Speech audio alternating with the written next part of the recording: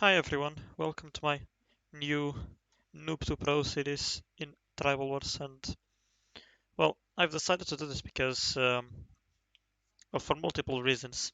First of all, the in-game tutorial that you find is not really very helpful, and second of all is, well, I don't think anyone else will take the time to go through every simple thing, and if someone actually wants to get into the game, they'll probably have a hard time figuring out everything by themselves. So I plan on making a few videos of this series, at least four, and this is how you will be able to get into the game for whatever reason you have. Uh, and yeah, I am obviously a speed player, so my main focus is to obviously promote speed in the end of all of this. But this is going to be a general thing for obviously all possible game modes in Tribal Wars. So first, well, you go to your server. You have all of the servers here. You can choose your own language, or you can just play on UK or .NET if you prefer English. But in the end, all of them look exactly the same. If I go on the Dutch server, for example, I don't speak a word of Dutch, but I know that everything is exactly in the same place. So you can eventually try out all of the servers if you just learn where but where are the buttons that you want to use and what every single button does. So yeah, and as the game is fairly simple, it's not that hard to figure those things out. So first, let's start by the beginning. If you get into the game, you obviously need to register, and you'll make a new account, and then you'll be told that you need to confirm your email to have access to a lot of the functionalities actually, because I don't think you can attack player villages without having your email registered. You can send resources. There's some things. So just register with an email that you have. Go to the email and obviously just confirm your account. And after that, you will probably be prompted to just join a world, and you'll see this is the sort of joining screen that you see. You can click on more to have more info, depending on the world, obviously. There's some other servers, for example, if I go to PT, you will see that it doesn't look like that. It just says click here to see more details about the world. It really depends on where you're playing, but here you can see a lot of useful settings about the world, which I will not talk about yet, but in some other video I will go through all of the settings and um, what they mean for the game. So for now, let's just join a world and let's go through the basics. So this is just something for worlds. You don't find this in other classics and the speeds. It's just inventory items. You get something, you get once per day. Um, Something you can just get that, and then you can see what you got in the inventory. When you join a world, not speeds, only worlds, you are also given this item. Um, you can move your village. So, for example, I see my position on the map and I don't like it. I can try to add someone as a friend, like, okay, we have no barbarian villages where I am, so I would like to be more around here where there are barbarian villages. I can send a friend request to some of these people, and if they accept me, I can move my village there, for example. Or just in the beginning of the world, you are given this. You can reposition near your tribe. You can do a lot of things with that. And then you might have the events here. I will not really talk too much about the events in general. They are just they're nothing special. They do give you good bonuses, but it's only for worlds and it's something very specific. If you are interested on it, you can click the help button, and it basically tells you everything. The events are not something I will go deep into. So when you join the game, this is all you see really. There is no prompt to do anything. There's an arrow, and you click it, and yeah, you are prompted with a sort of a tutorial screen, and well, you can really follow all of this, um, but it doesn't give you that much information. So all it tells you to do is to construct your timber camp. So you will click X. It will prompt you to go to the HQ, which is where you build everything. And here, you obviously you will see a big difference. The production without mines is basically zero. But if you build the mines, I'll just build all of them because that's what the tutorial will tell me to do after. Complete. You will see that the production is, yeah, it's quite significant. The the change from 7 to 45 in an hour. It's very big in one of these worlds. And in speeds, it's the same thing. So you just keep going. It keeps telling you your village will be protected from enemy attacks. Use the valuable time, whatever.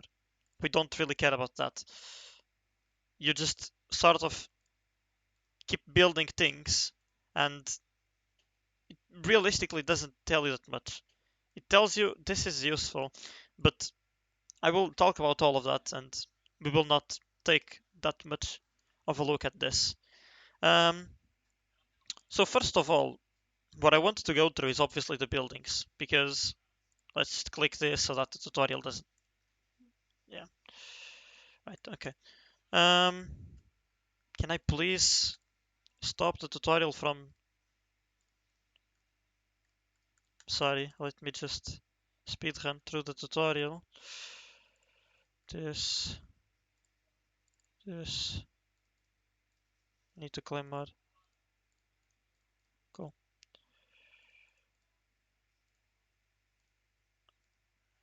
Tells me to upgrade this. I think now the tutorial won't show up anymore. Yeah. I would have to go to the rewards and collect them. Now, nothing more bothering us. So first of all, what I want to go through is the different buildings you can have here. You can obviously see them here in practice, but well, as you have probably understood already, there are not many graphics to this game. It's just a strategy-based game, and graphics are not what it is known for sure. So the most important thing is, first of all, understanding what all of this is, what all of these buildings are. So we'll go one by one, and I will talk you through it, and you will learn more about it. So first, the HQ is obviously where I clicked now. It is where you find all of the buildings, and it is where you upgrade them, obviously. Um, it is also what you want to upgrade if you want to upgrade buildings faster. So for example, I will exemplify here. You will see that by the fact that I upgrade this, the HQ, let's leave it upgrading. Because I will be able to cancel it when it's 3 minutes. This doesn't always happen, by the way, just in some specific worlds. Whatever. Um, whenever this is over, you will see that the time it takes to build other things reduces. So let's see. Even if I cancel this, it should be different. Let's see. 407, 419. You see, if I upgrade this, the other buildings will take less time to upgrade themselves as well. So that is pretty much what you upgrade the HQ for, and you can also focus on upgrading it for other objectives here, other buildings that have a specific requirement. So yes, that is just very useful information for you to know. There is also some very specific things. When it comes to catapults, you can not demolish buildings if your HQ is under level 15 or your loyalty is under 100%. But this is something we will also see later when I'm talking about the units. So for now, let's just stick to this. Headquarters is your go-to building if you want to, well, first of all, get points, because upgrading HQ gives a lot of points. And second of all,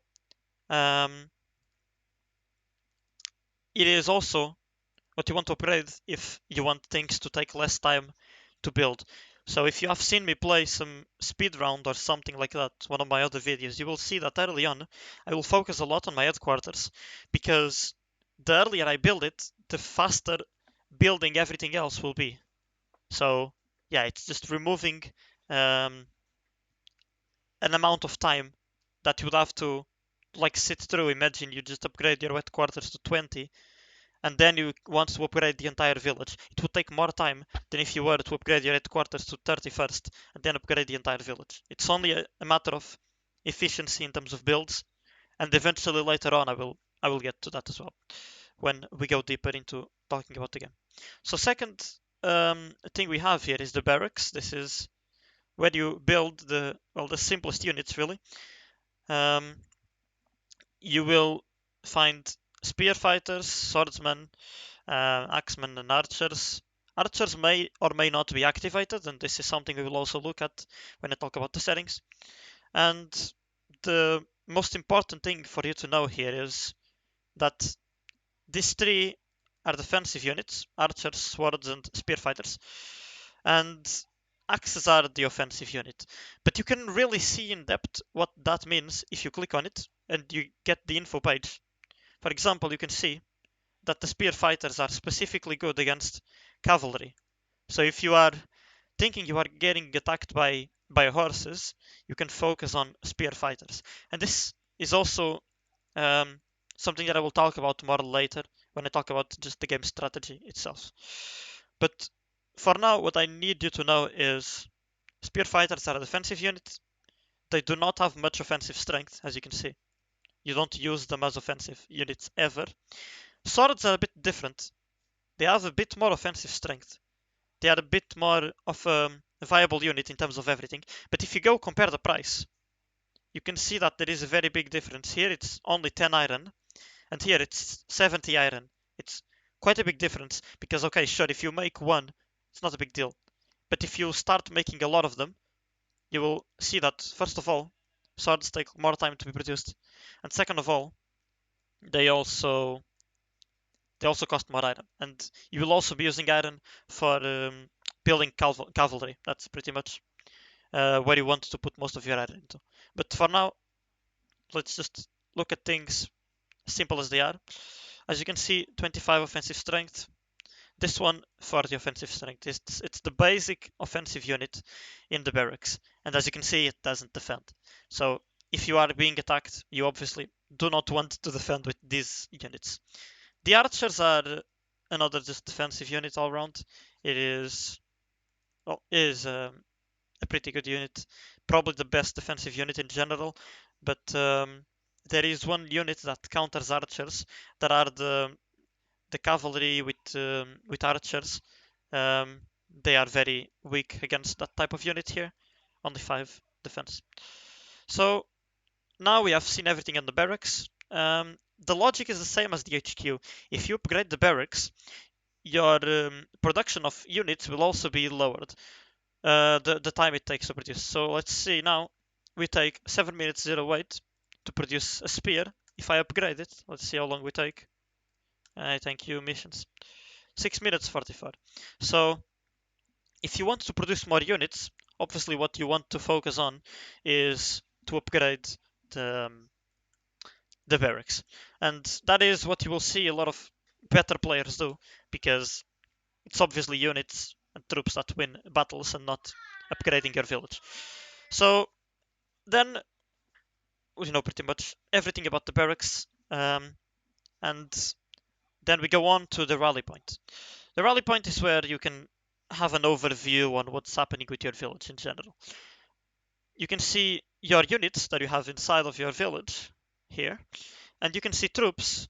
You can know exactly where the troops are from going to this screen. So if I send them on an attack somewhere, let's send them to attack this village, for example, I will be told that I have 0 troops at home, but I can see that I have a troop movement here, and I have an attack to a village, and I can even cancel it.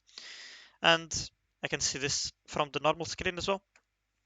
But if you go to troops, you will know, okay, 0 defenses in village, but there are troops in transit. So if you are sending a lot of attacks, or if you are scavenging, for example, which is something I will also show you, you can see exactly where your troops are by going to this screen. This is also where your troops will appear if you support someone. So if I were to support this player, for example, and my troops would obviously be outside of the village, this is where I could control what's going on, how many troops I still have. Of course, the reports will tell me what's happening, if I lost some units while defending or not. But this is where I can pull back the defenses. This is where everything related to troops in your village will be. And this is only for one village. And as you know, the objective of this game is to expand your territory and have more villages. As you can see, top one has 70 villages. So later on, it's not that good to be checking this from village to village, and I will also get to that later. So scavenging is also a big part of the game now in terms of worlds, because for speeds and classic worlds this does not exist. Um, this is a very complex part, really. It adds a lot of calculations to it. You can have different types of scavenging. You will unlock them with resources over time, and they take progressively longer to unlock. But they are a good income of resources for worlds because you may not always have, like right now here, I don't really have a lot of barbarian villages to loot. So I will just send my troops to scavenging and I will probably find more resources here by just scavenging than I would by having troops outside and walking 1 hour to loot a village. Um, and now, for example, if you see I go to troops, I can see that they are scavenging. But for scavenging, you can um, you can look at more in-depth tutorials about them elsewhere. I will not dedicate that much time to it here.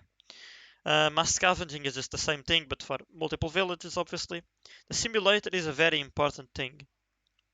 So let's say you have spied someone and you get the report and you see they have a certain amount of units. So you see they have, for example, 500 spears and 200 swords, right? And you are thinking to yourself, can I clear this, or will I lose my troops if I attack this player? So this is where you will see you can come here and you can go see what troops you have, and you can test things out here. You can like 300 axes and 100 horses, for example. Let's try it out. And you would calculate and you would see, oh, okay, you can win. But then let's see, your opponent has wall at level 10. So let's add wall to 10 here and let's calculate. We would actually lose that right now. So this is where you will do your own calculations um, of if you are able to actually clear someone or not. This is where you will find that out, especially if you are playing a slower world where everything is well thought out normally. You don't just go for something out of nowhere and risk losing everything. This is where you want to try things out to see how many troops you will have to clear. So, for example, here I can put more units if I see, oh, this what I have is not enough. So let's see, what if I had this, and then I calculate and then I see that this is enough. So this is something you will want to play around, and it's the place to go to if you want to just test and see how the calculations between units work really. The troop templates are something very useful as well. They are not that important, at least not for now. But it's um, it's an easier way for you to fill in units in attacks. So, for example, you want to attack someone with 5 spies. I can just make a model with this name, 5 spies, and imagine I want to send multiple attacks of 5 spies to multiple people. I can go look for the village I want to, and I could click this, and it will immediately fill with the units that I have on the template. I obviously have 0 spies, so it doesn't fill up with anything. But yeah, that is pretty much everything you have to know for the rally point. And let's move on to the next thing then. The statue is where you will find the Paladin. Let's get some resources to be able to build it. And this is it. It's quite simple. It is one more unit that is very strategically important in some games. In this world, it seems like you can only have one Paladin in your entire um, set of villages, so you can't really do that much more.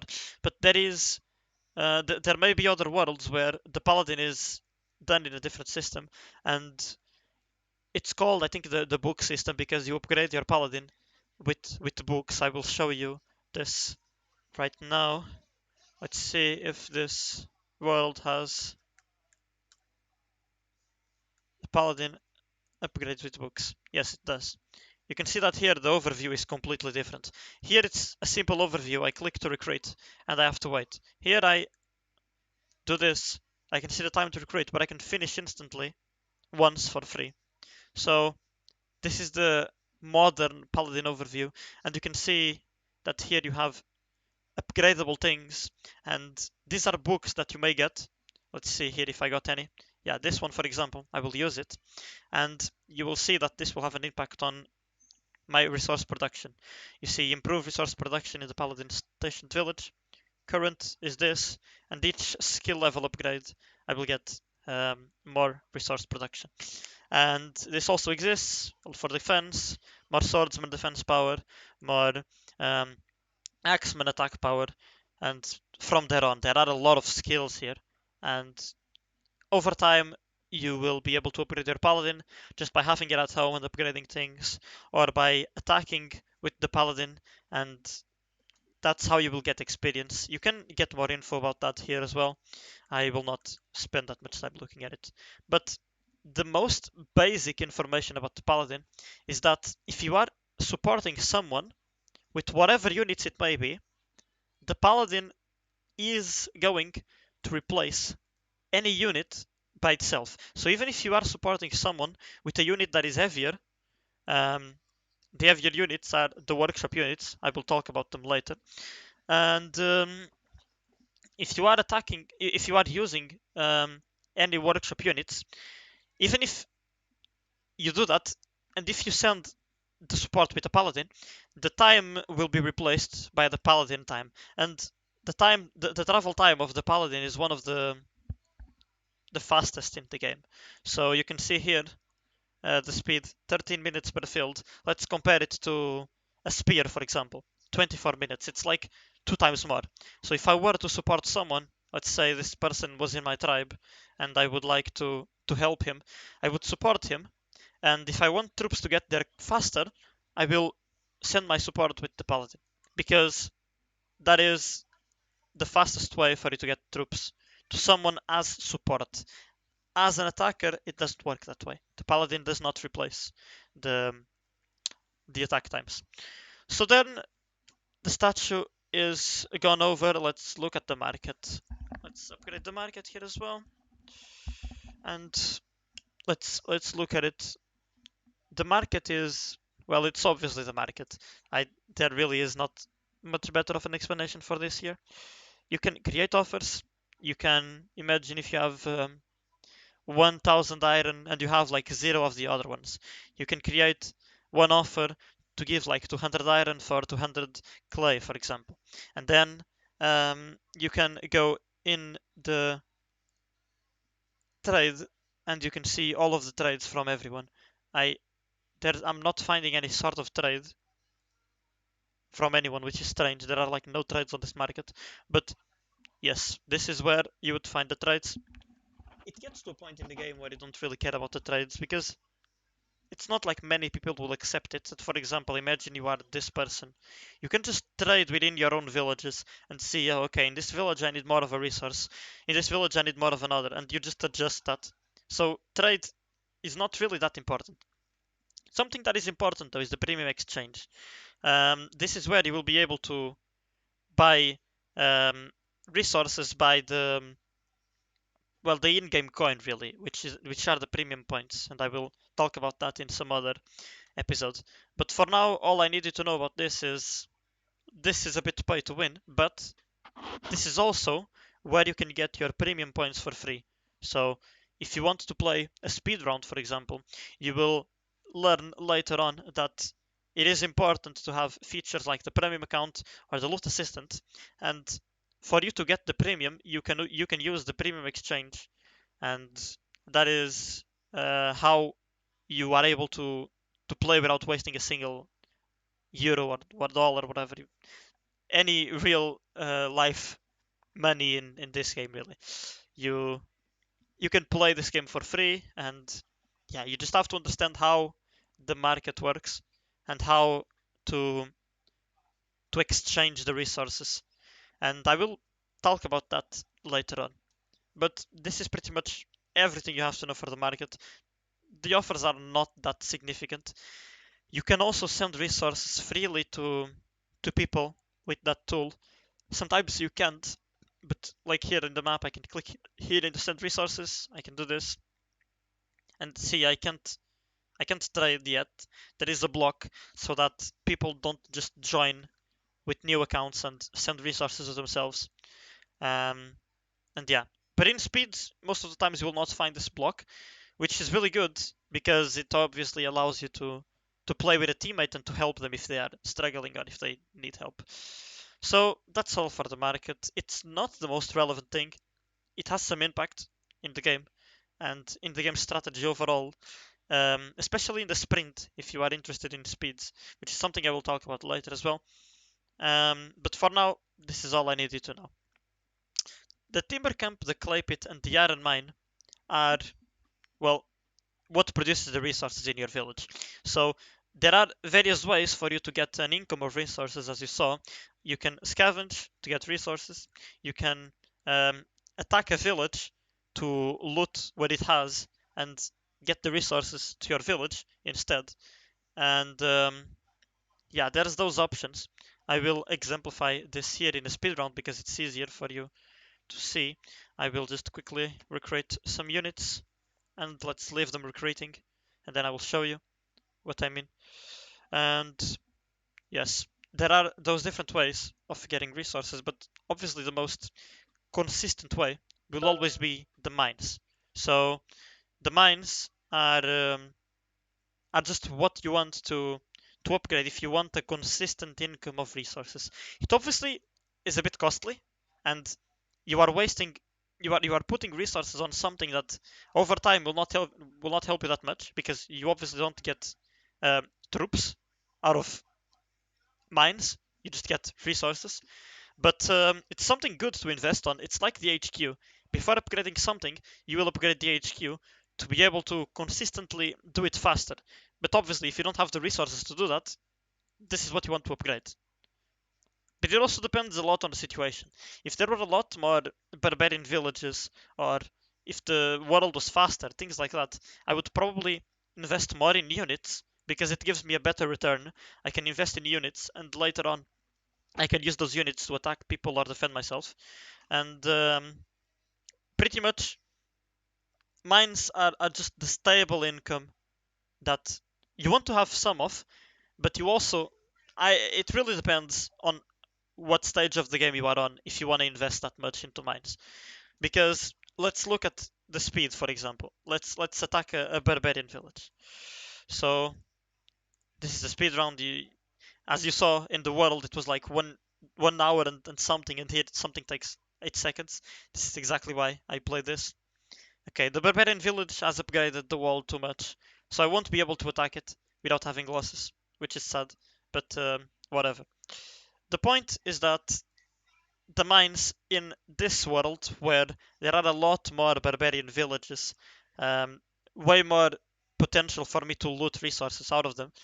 Um, the mines are not that important here. They may still give me a consistent amount of resources, as you can see. It's a very consistent amount of resources. But I can get way more just by attacking a barbarian village and just continuing to do it over and over again, and then producing more units, and then eventually those units will make it so I receive even more resources from attacking villages. And yeah, that is something I will also talk about in another episode. For now, let's go back to the headquarters. And if you click on the mines, you can see um, the upgrade with, for example, if I were to upgrade at level 2, this is what it would give me instead. Um, yeah, just very useful information there, but nothing that you really need to stare at for too long. Um,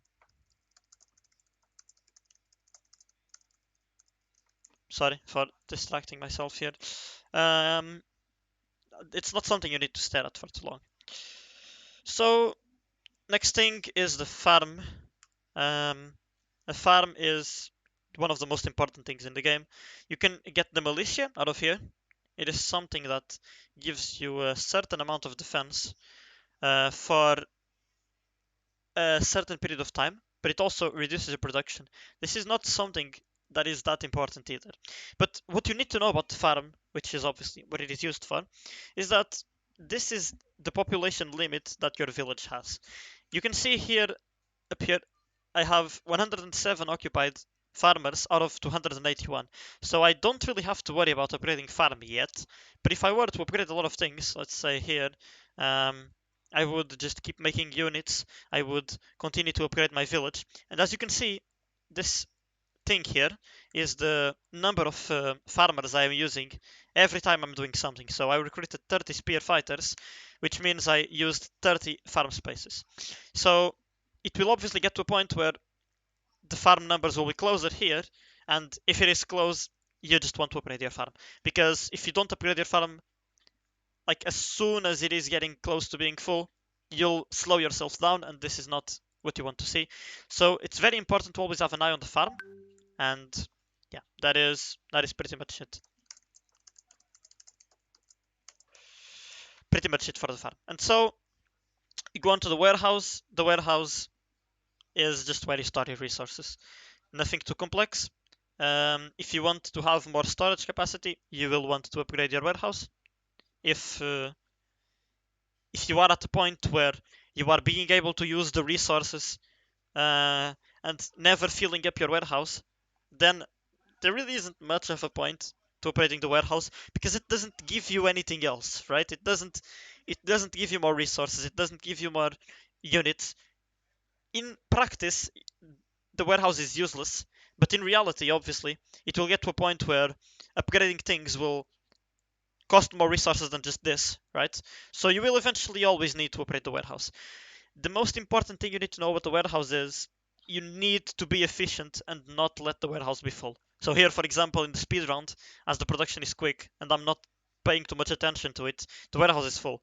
This is not something you ever want to see, right? Because, well, this is not being efficient. In any scenario you might be playing, full warehouse is just not what you want to see. And that's pretty much all you need to know. Let's go on to the hiding place. This is probably the most useless thing in Tribal Wars. It's okay early on, right? Because the objective of the hiding place is it's something you can upgrade only up to level 10, so it's not that big of a deal. And you can make it so if you are being attacked, um, you will not lose all of your resources. But this is like a very last resort thing. If you are playing a game for real, you will not mind if you lose a good amount of resources, or before the attack landing, you will use your resources in upgrading some building or in producing some troops. So it's really more of a safety thing in a way, but in reality, this is completely useless. It is the most useless thing there is on Tribal Wars, and I would never. This is not something you will ever see me touch in games. Like I don't care about the hiding place at all, unless I'm playing some specific round where I'm getting attacked and I want to recover. It's not something. It's not important. It's a waste of resources. So yes, I'm sorry for the notifications in the background, but yeah. The wall is something very important in terms of defense. Let's build it so that we know the stats that it gives us. So it basically gives us a defensive bonus that adds to our units. And this is pretty much the most important thing as a defensive player or just defending in general. Because if you are defending, let's say you have your main troops are spears and swords, and then you get one attack, but your wall is at level 1 or 2. You won't really defend a lot. Like, there is not much defense power if your wall is at a low level. But for example, if we go here and if we keep upgrading the wall on the speed, we will see that it is very significant. Defense bonus 16% at level 4. We can keep upgrading it. And at level 20, I'm not sure what the bonus is, but we can look for it. Let's look for it. Let's see. Let's look in this round, for example. Let's see if I know my password. I don't think I do, though. So let me log in quickly just to show you the difference between the wall levels. And okay, here it is. Cool. Let's join speed and let's see. Wall is at level 20. So you will see that the bonus is 107%. So compare this to 29% bonus, right? It is very significant. And if you are playing defense, you will want to have your wall high. It consumes some resources, yes. It consumes a bit of farm space, of course. But if your strategy is to play defense, this is a no-brainer. You just have to do it. You have no other choice. So that is pretty much all for the wall. If you're playing defense, you upgrade the wall. If you are playing offensive, it depends on what you are doing. If you're playing offensive and you are not planning on defending anything ever, you don't need to touch your wall, which is something you will see me doing sometimes, but it's not ideal because most of the times you will also see me building spears no matter what, because they are a good unit to just loot and to obviously defend from cavalry. And as cavalry is the fastest unit, if someone is to attack you, their first thought might be to instantly attack you with cavalry. So this is why a lot of people just get an X amount of spears before going for offensive, even if they are playing offensive. And if you see there are some chances of you getting attacked, you can just upgrade your wall. It's just something you have to play around if you are to defend an attack. If you are not going to defend an attack, you don't have to touch it. But if you plan on playing full defense and playing around getting attacked, and then your um, enemies losing the troops and then you attacking them back, this is where you have to upgrade. So then let's go on to the next thing, the stable. I can't look at it here because my start level is too small, but let's look at this round. Hopefully it has a higher start level. It does. So the stable is where you will find these units, the scouts, the light cavalry, and the heavy cavalry. Um, let's go through them really quick. The scouts, they are useless, more or less, right? Because the only thing they do is they can only um, scout and see what the enemy has on the village. In terms of statistics, it doesn't really have anything. There's no point in building scouts in theory, but in reality, it is what you want to go for if you want to just get information on your enemies. So that is something important to know. Um, you can obviously go for some scouts, but you don't want to go for 10,000 scouts, or else you will have your village full with a unit that has no practical attack or defense power. So it is something you want to go for if you want to know information about someone, about someone's units, about someone's village in general. And it's useful, but it's not the go-to troop. So now let's look at light cavalry, which is the complete opposite. It is the complete opposite. This unit is the best unit in the game. By all standards, there is no comparison. It is so good in offensive. It is not good in defensive, obviously, but it still has some stats. Let's compare it to a spear, for example. It is very comparable to a spear. It is actually very comparable. Um, let's see. It's very comparable to a spear, even in defense. But overall, you will use it to attack. And the good thing about light cavalry is the fact that it is the fastest unit on the game. So let's compare, let's research the light cavalry here. I will tell you what that is about after. Let's make some troops here, just for comparison. Let's make some light cavalry. The scouts are faster than the light cavalry, but as you have understood now, the objective of the scouts isn't to destroy enemy troops. So it's not what you want to go for necessarily. So let's see here. Let's attack a village. We attack a village and we select all of the troops. Let's select all of the troops. We have swords and we have light cavalry. You don't usually want to attack with swords, right? Because they are a defensive unit, but they also have some offensive strength. So it's understandable if you want to attack with that. So let's compare. 13 seconds with swords. Obviously, this in a real world, this would be a difference of well, minutes and sometimes even hours, right? But in a speed, this is yeah. But what may not seem significant in a speed round is very significant in a world. But as we're seeing this in a speed, you will see a very minor difference, but it's significant. It's very significant. I promise you.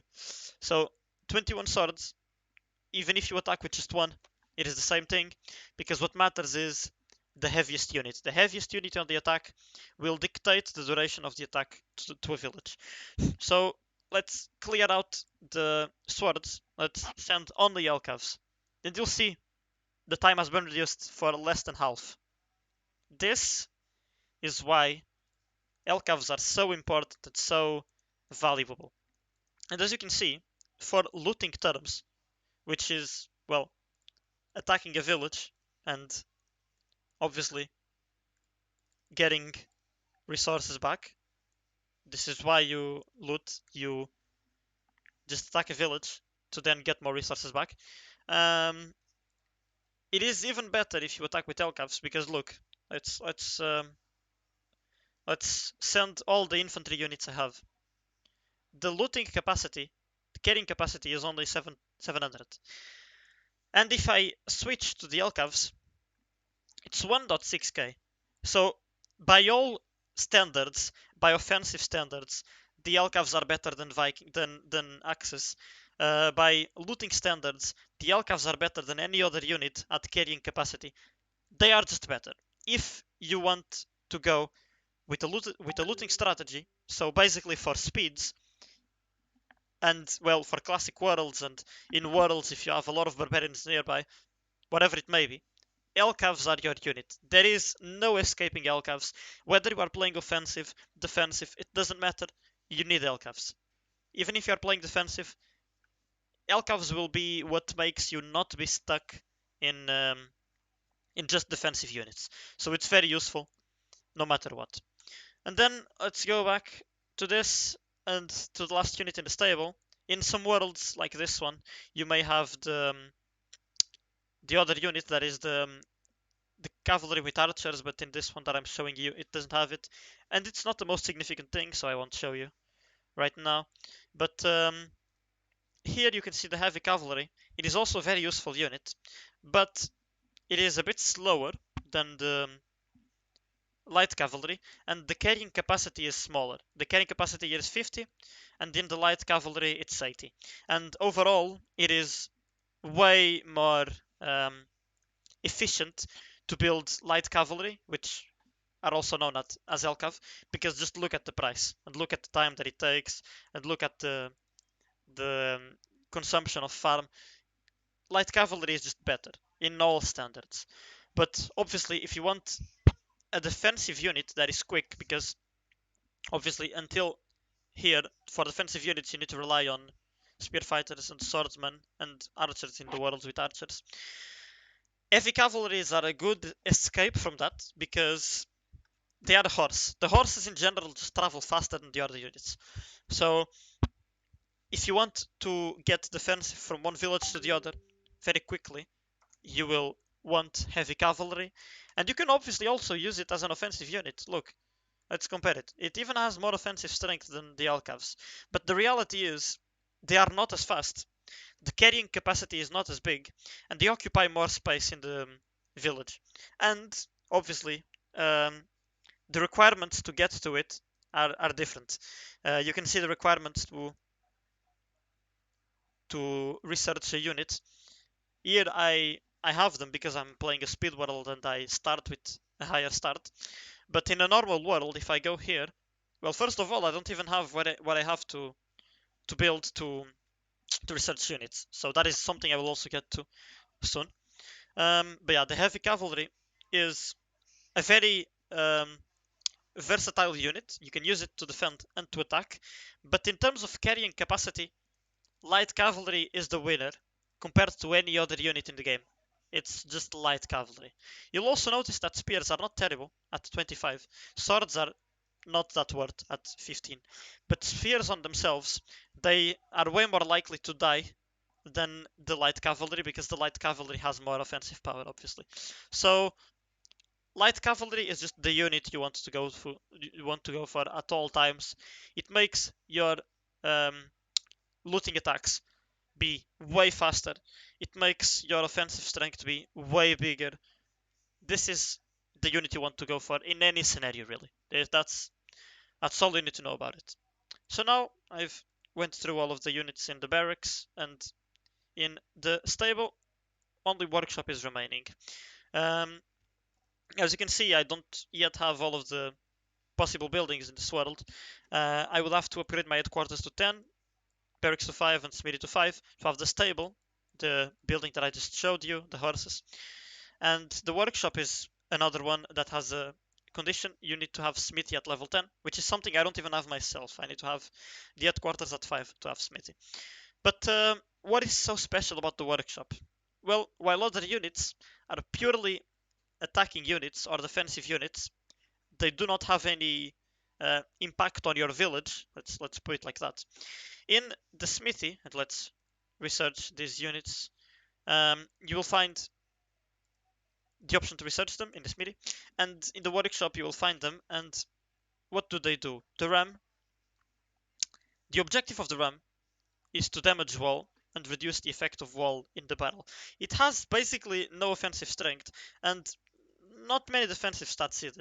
So all you build the workshop units for is to drop buildings down or to render enemy buildings useless in a way. So the rams are the most effective thing against walls. So if you are playing against an offensive player, or just in general, if you are playing offensive, you want to have rams because you'll obviously always find people who have upgraded their wall. So rams, very important. They don't have any real stats, but you need them to take down the defensive players. You can't just attack people randomly. So let's do a quick comparison. Let's simulate. Let's say someone has 1,000 spears and 500 swords, and their wall is at level 12, for example. If you are to attack them, let's say with 600 axes and 300 light cavalry, like this, you lose, obviously. The wall is at 12 though. So what do? You add in some rams. Let's add 50 rams, 40. We already do a lot more damage, and we even damage the wall. So imagine if we had more. Let's see, let's put 80, for example. 80, we already win. This is how impactful the rams are in the battle. If you have more rams, you will make the wall have less impact, and if you are playing offensive, this is all you want to do, obviously. So rams, very important if you're playing offensive. Let's go on to the next unit then, and the final unit really. It's the catapults, and just like rams, the objective of catapults is to target a building and to drop it down. But catapults work with every single building. It's not just walls that you can take down. So let's make a catapult here, and I will show you in practice how that works. You obviously go to the attacking screen or to the map. Let's send all units. It doesn't matter. It will show you this screen here, and you can target which building you want to attack, obviously. So that is exactly why the catapults are significant.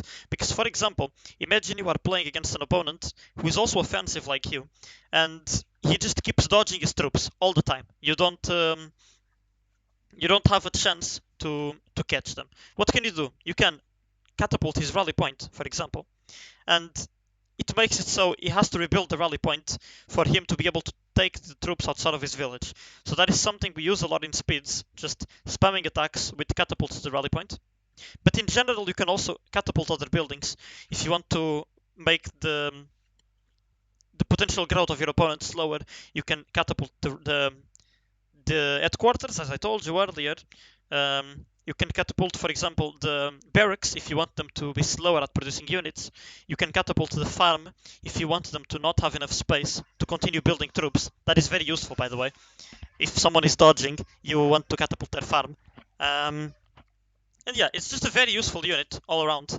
But obviously, it consumes a good amount of farm space, so you need to know how much you actually want to have of it. It is not something you can just spam. So that is all with the units of the game.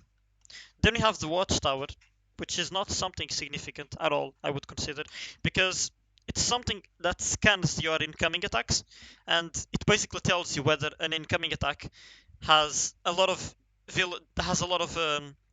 troops, or if it doesn't have many troops at all.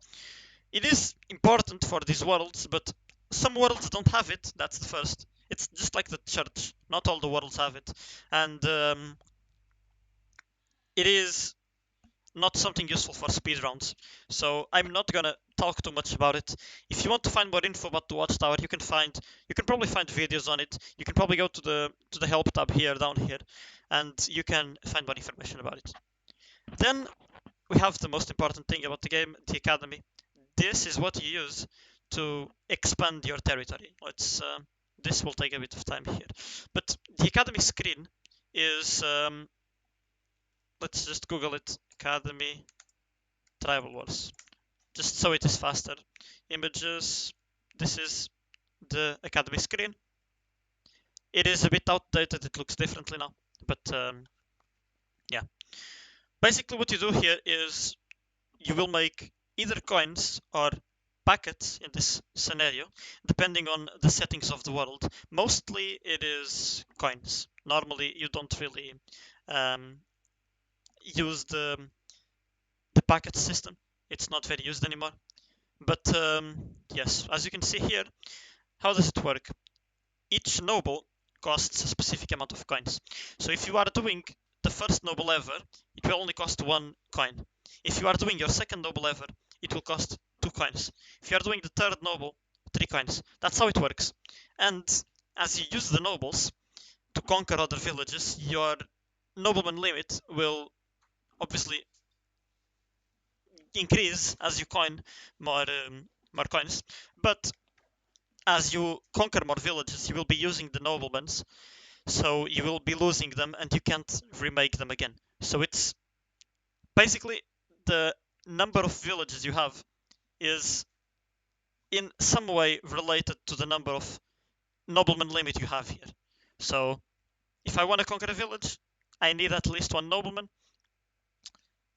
Each nobleman may take a specific amount of loyalty. By default, it's 20 to 35, and the total loyalty of a village, when it is fully healed in a way, it is 100 loyalty. So in general, you will want to send 4 noblemen. So the trick, if you want to conquer someone instantly, is to send 4 noblemen. But it obviously takes some time, and you may also just want to conquer with 1 noble. You can attack, and then when the units come back, you can attack again. And when the units come back, but you get what I'm saying. There is different ways for you to play around the nobles, and it is probably the most important thing about the game, obviously, because, well, if you see a nobleman attack coming towards you, you need to be worried. You need to be worried. You are at risk, and you need to either defend yourself or counter attack back, or your village may be gone soon. So that is all. As you can see here, his current limit of noblemen is 1037, right? So he needs to coin 1037 coins to be able to make 1 more noble. This is how hard it gets later on, but it also gets a bit easier, more or less, because you will have more villages that will eventually have more resources for you to mint more coins. This is something important, and, well, you will learn more about it yourselves when you get there. And now on to the last building, the Smithy. I can build it here to show you exactly what it is. Let's claim some of these. Oh no, I can't, I would have to wait. But I can show you the Smithy here. The Smithy is where you will research your units. Well, at first you will not be able to research everything as I showed you here. For example, the requirements are way too high here. In a world you will not have your Smithy at 15 in the first day, obviously. But in the speed you can do it, and that's why I'm showing it here. This is something very simple. You will not do that much in this screen. You just research your units and you get out of here. Like, there really isn't much for you to do in this screen. It really depends on what formula it is being used to research units as well, because this is the simple researching system. There are other researching systems that I will talk about possibly on the next video, where I will talk about the informations and settings, possible settings of the game. And yeah, this is all I'm gonna show you for now, because it's a very simple um, thing, it's a very simple part of the game. You just have the Smithy, it is where you research units before you are able to build them. Once you research them, you can always build them forever, no problem at all. And that is really all. That's all for this first video. I hope. Well, it may have been boring. I I can definitely get that. But if you want to get to the game and you want to know everything about it and know specific things, this is the beginning. These are the basic things you need to know about the game, and I promise that from here on it won't be as boring as this. Because for now, these are all of the basic concepts of the game that you need to know. You have seen about units, you have seen about the different buildings, you have seen what they do, and it's pretty much the basics of the game. Now you are, if you understood everything, and obviously if you have any doubts, you can reach out to me in Discord, which will be in the description, or you can just comment, and I will obviously answer it. Um, this is all of the basics of the game, and if you have understood them, you are ready to go on to the next phase of this. So I will see you on the next episode. Um, I do not have an estimate on when it will come out, but it will come out. So stay tuned and stay up to date. And yes, I hope this has helped you. If obviously you are a more experienced player, this is not very helpful. But if you are beginning your journey in the tribal wars world, this is it. This is it, and it will only get better from here on. I promise you. So yeah, I will see you soon. Thank you for watching, and yeah, get ready for more.